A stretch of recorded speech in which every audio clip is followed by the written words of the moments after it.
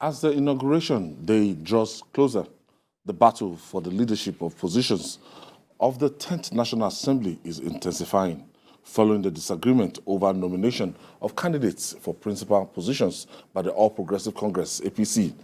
Senator Godswill Akpabio said he has commenced extensive reconciliatory moves as well as an enlightenment campaign to pacify aggrieved lawmakers. Speaking in Abuja, Akpabio said he has secured the support of about 69 senators-elect, known as Stability Group, for his Senate presidency ambition. Meanwhile, another aspirant, Abdulaziz Yari, said he would not withdraw from the Senate presidency race, despite announcement of preferred candidates by the APC. Yari called on senators-elect to ignore religion and ethnicity in electing the next Senate president. But first, let's share the Akpabio story with you.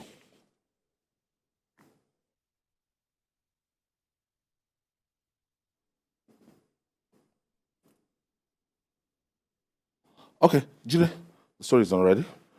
Now, Senator Akpabio, yes, he came to Lagos yesterday. He met with the governor of Lagos, and he went to Ogun State, and he getting endorsement from lawmakers from each of these strategic states, and they are not leaving any stone unturned, despite the fact that the party hierarchy might have endorsed him earlier, but they are moving from state to state to get endorsement from these senators to seal the deal. I think without a shadow of a doubt, Akpabio has shown tremendous desire to head the Senate. He has fought every aspirant so far, every contestant. He has fought them. As far as this matter is concerned, you've seen a lot of his people going around trying to sell his candidacy. He too has been moving around, trying to get the senators to endorse him. And if there is any senator who is contesting for the Senate presidency who has received quite across political parties, I can say, because I saw who has received a lot of endorsement, it has to be Senator Akpabio. And the strategy is clear. The way this thing is going, these lawmakers may defy their parties and go ahead to say, okay, we are choosing our leaders by ourselves. And when it gets to that point, the endorsement by the party cannot save you. It is the work that you have done. Because, and we've seen the party endorse candidates in the past that didn't win. There are examples, plenty of examples.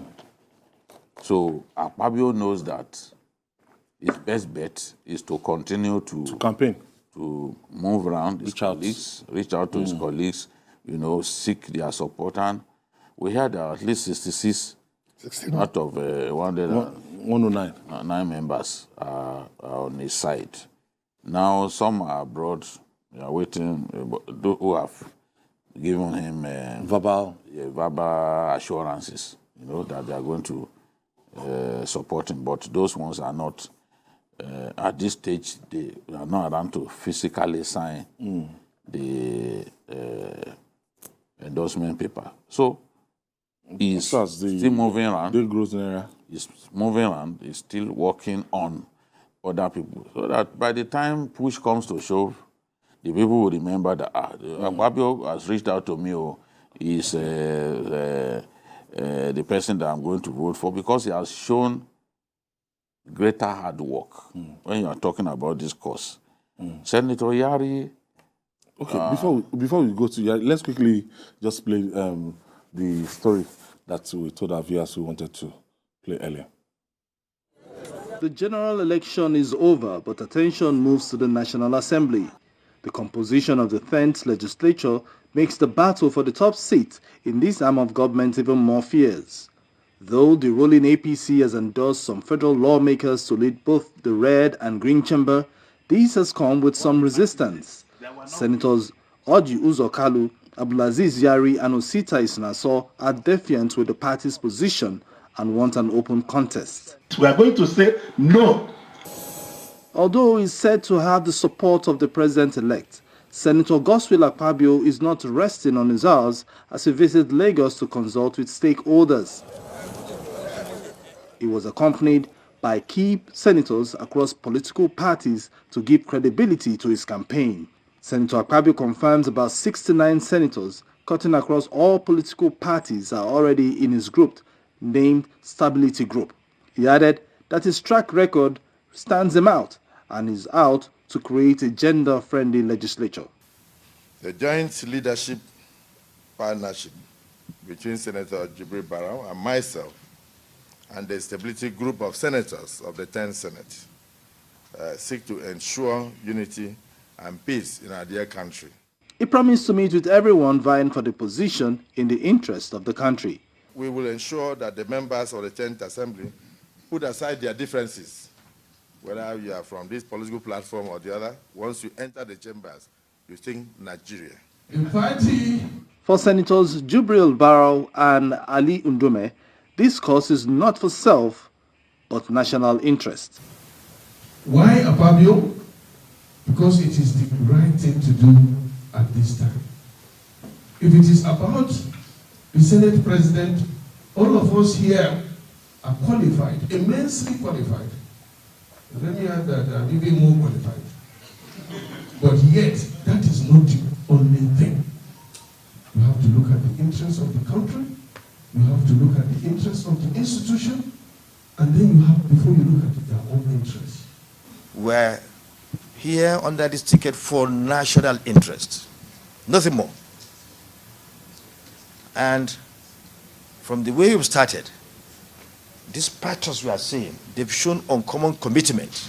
From the minorities and On the issue about being a rubber stamp and the North Central question, some senators-elect say these questions will be addressed before June. We have people from different parties, but they have seen the capacity of the duo of Akpabio and Barrow for Senate President and DSP, and that is why they are here. There are other areas that the North Central can be accommodated. The Stability Group says they will continue to meet with all other contestants and key players so that Nigerians don't experience what happened in the 8th Assembly. GKB, let me quote Abdulaziz Yari now, calling on senators-elect to ignore religion and ethnicity. Now, we have the president, the vice president, the same religion, and now somebody is coming from the South and is Christian. I don't know what Senator Abdulaziz Yari is talking about. Abdulaziz Yari is talking about his own self-interest and using that as an excuse to rope everybody into it.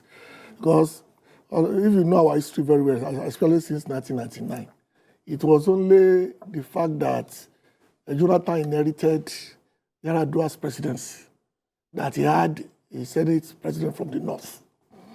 Everybody else decided by the party that was on at that time. The president will come from a particular part of the country, ditto for the Senate president. That's why Obasanjo had an army of Senate presidents from the Southeast. And Yar'Adua had David Mark until he died, and then they couldn't change it.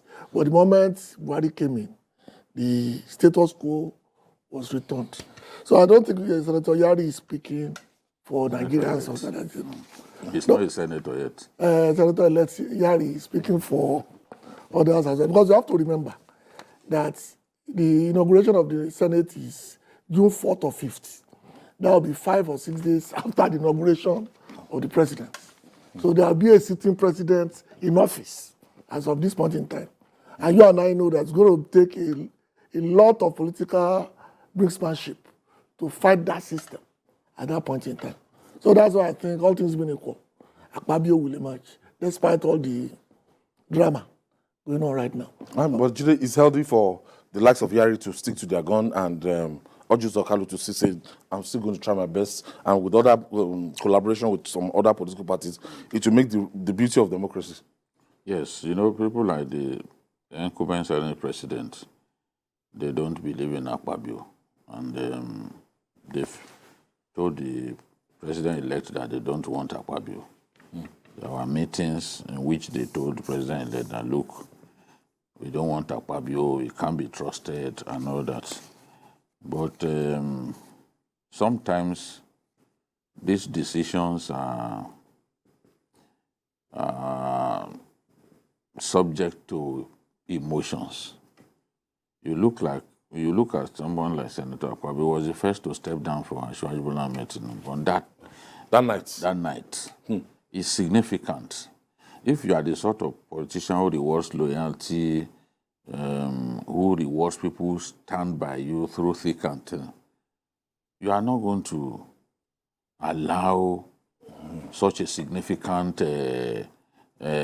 political move. And there was like a bandwagon effect after Yes, and after that, we started seeing others too, So I think the president-elect's mind is made up on Akpabio. Yes, the party said they are going to take a second look at the whole issue. If you look at the way a good number of these senators have galvanized around the Akpabio candidacy, you know that even if they are considering tinkering with the original zoning arrangement, it may not affect the Senate presidency, because the way it is now, in terms of religious balance, the Akpabio ticket effectively takes care of that. Yeah. You have his deputy, who originally wanted to contest against him, Senator Jibrin Barau, is very formidable from the Northwest.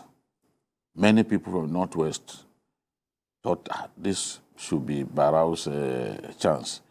But with Barau opting to not contest, you can see that more of those Northwest senators-elect have now joined the Akpabio ticket, seeing that the person that they wanted has opted out of the race and has agreed to be Akpabio's deputy. So I think that in the final analysis, when push comes to shove, when the thing is subjected to a vote on the floor of the Senate, Akpabio has impressive numbers currently. I'm not saying that he's going to win. He has impressive numbers currently, and he has a very big chance of winning. He's the top gun now, no doubt about it. In this race, he's the candidate to beat now. So, and as he continues to work hard, moving on, getting more and more endorsement, the thing looks really bright for him. But, there are so many newcomers too coming into the Senate. So friendships that you made during the Ninth Assembly may not save you. You have to reach out to those more than 70 of them, are not coming back. So those new members, you have to really work hard on them to get them to support you. But the chances remain bright unless something dramatic happens, which you cannot foreclose in politics. DKB. Yeah, because 24 hours is a long time. So that's why today he's moving around the country to ensure that not only the support of senators-elect, but also their governors are brought on board to make sure that all stakeholders are carried along. And this is what he must continue to do until the day of the inauguration. Because as you say in this part of the country, what is happening today may not occur tomorrow. That's why the Babalawo must go and consult Ifa every day. Because what is gone is gone. So whatever promises he was given today, he must continue to oil the wheel in such a manner to ensure that by the day of inauguration, he has an overwhelming number to carry the day. Because like Jide said, ultimately it will come down to that day. No matter what the party promised, no matter the endorsements you've gotten, it's for those who are for you. Election will still take place. They will hold an election, or some people will come out. Yeah. I want to bring Senators Yari's concern, his call to the senators that's calling on them to ignore religion and ethnicity in selecting the next Senate president. How germane is this call? Let's not forget that Senator-elect Abdulaziz Yari, former governor of Zamfara State, is interested in the Senate presidency. In fact, it was long believed that the Senate presidency will go to the Northwest. People like Margaret Kadawa-Mako were even touted. You remember? So, because the Northwest gave tremendous support to Asiwaju, he may not have won more than 2 states out of 7. But he got impressive numbers. Even in some states that he lost. Very lovely second, back-to-back. Narrowly. So you cannot say that they didn't give him so much support. So people had long been speculating that the Northwest will pick the Senate presidency, and they were mentioning people like Wamako, you know. Barrow. Now, the way it is now, the way the polity has been so badly heated, the way the anger over the Muslim ticket has invited hate for the president-elect, and the fact that it has not gone away, despite the fact that he won the election. You still see the pain. You can see the pain that a lot of Christian clerics are feeling. Ordinarily, they may not have voted for his party. Those clerics, those big Christian clerics, have a long history of supporting the PDP. We have to tell ourselves the truth. But they never liked the idea of a Muslim ticket. It's not as if he picked a Christian, they will support the party. Yes. That's just what it is. Whatever the situation, they will always vote PDP. That is a fact. Even in Osun State, there is a part of Osun State that whatever happens is PDP that they vote for. And it's an area with a very impressive population of Christians. I will not mention, but people, they know. They know that's come what. It is the same thing in Kaduna. Whatever it is, the APC does, if you like, they will still go on and vote for PDP. You understand? So the fact that the Onayekons are angry and demonstrating their anger with some of the statements they are making, they must clear court cases before inauguration, is all linked to the anger of that emanated from the Muslim ticket. It's not that they wanted to vote for the man. They would still have voted at PDP. You know? But no one will say that after you got away with Muslim ticket, you won the election, that it will not be ultra insensitive to still proceed to allow a Muslim to emerge as Senate president. I can tell you a good number of my own friends who are Muslim, who are from the north, they are saying no, that this should not happen. Because there's no point. What do we gain by heating up the polity needlessly? Doing things that we know that if we do it, it will get our people angry, it will show us to be insensitive. So the APC has an obligation to push hard for a Southerner, a Christian from the South, to emerge as Senate president. It may not be Akpabio, it may be anybody. As long as Christian, as long as it's a Christian from the South, it balances things. It makes people, at least no one will say number 1 to 3 are Muslim. Because this is how it is counted. Number 3 man is the Senate President. Number 4 man is the Speaker of the House of Reps. You know? So you can't say, because 5, you cannot say that you do not know that there is anger in the land over this. So they should not overreach themselves at all. We want balance. We want people to feel that, yes, there is equity, there is justice. And I don't think taking this thing to the Northwest We'll do that. will help us to achieve that. So Senator Senator-elect, he's not inaugurated yet. So Senator-elect Yari, I don't think the advice that you are giving your colleagues to not. Doesn't sound sensitive. I don't think that they are going to take your advice. But I think that the senators themselves Know this. They know this. They will be able to ask themselves, does it make sense? Let us not do this. Should not be a winner takes all thing. No. I think that at the end of the day, common sense will prevail, and will realize that, look, this thing should not go to another Muslim.